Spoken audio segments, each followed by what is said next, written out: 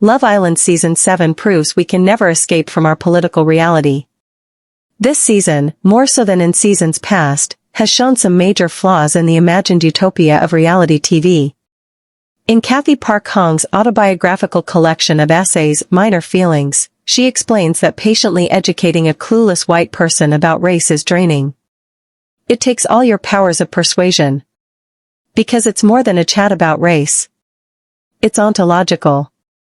It's like explaining to a person why you exist, or why you feel pain, or why your reality is distinct from their reality. With Season 7 of Love Island USA wrapped, we've seen a number of painful truths about the prejudices and problematic views in our society reflected on the reality TV stage, including, but not limited to, these contrasting perspectives between white people and Asian people that was so apparent in the many reactions to contestant Sierra Ortega's use of an anti-Asian slur in a 2015 Instagram caption.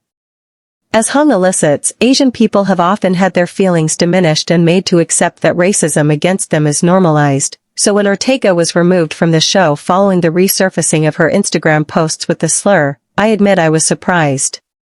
The move seemed to indicate a shift in the normative culture, that what has historically been accepted in the past, would no longer be tolerated.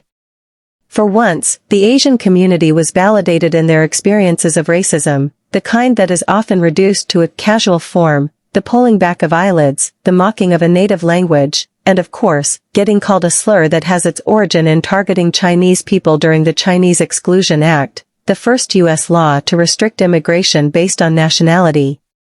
Which is why the irony speaks for itself, as Ortega, who is of Puerto Rican and Mexican descent, claimed in her apology video that Immigration and Customs Enforcement had been called on her family in the backlash of her being bumped from the show.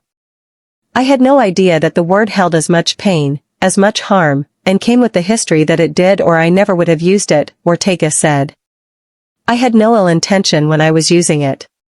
Turns out, some of the people calling her out for using the slur didn't know the origins of it either. Calling ICE on a Hispanic and Latino household and sending death threats to a person who used a slur is not productive, nor will it encourage growth.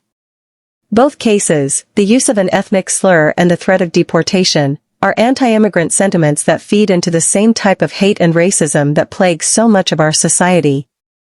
Throughout this season of Love Island, other contestants' problematic views have surfaced, too. After the first episode, contestant Yulisa Escobar was abruptly removed from the villa, with no official explanation from the show, after clips surfaced of her using racial slurs on a podcast. 0 seconds of 3 minutes, 0 volume 90%. Another contestant, Austin Shepard, was called out online for his pro-Trump TikTok reposts, and bombshell TJ Palma was found to be following Andrew Tate on Instagram. On the island, the contestants live in a bubble, an alternate reality where the goal is to focus on one thing and one thing only, finding love without the usual distractions of everyday life and society. All the typical aspects of life such as work and school are removed with the intention to create an ideal atmosphere, but what happens when the outside world leaks through the cracks? This season, more so than in seasons past, has shown some major flaws in the imagined utopia.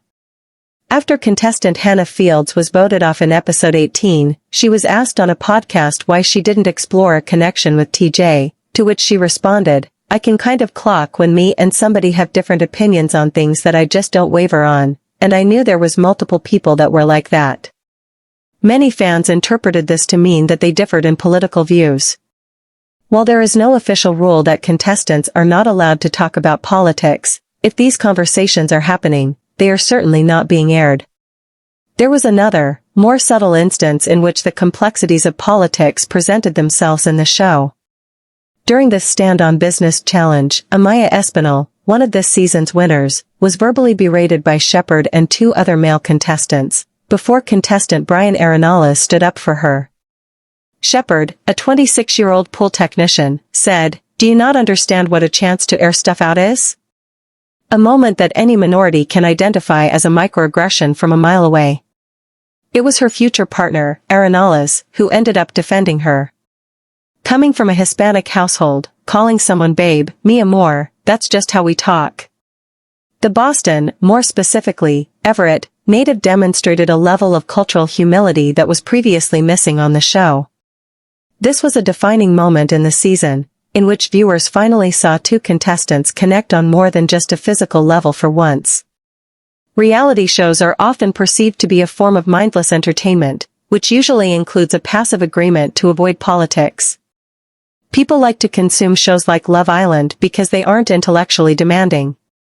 But as it becomes more evident how deeply ingrained politics is in society and identity, it becomes harder to avoid it. The truth is, everything is political, and even on a show as heavily sanitized as Love Island, the underlying cultural and political factors may have complicated the dynamics, but they also made the watching experience more interesting. And somehow along the way, this example of lowbrow media has become an anthropological study in human interactions in our politically charged reality that we viewers can't escape, even if we want to.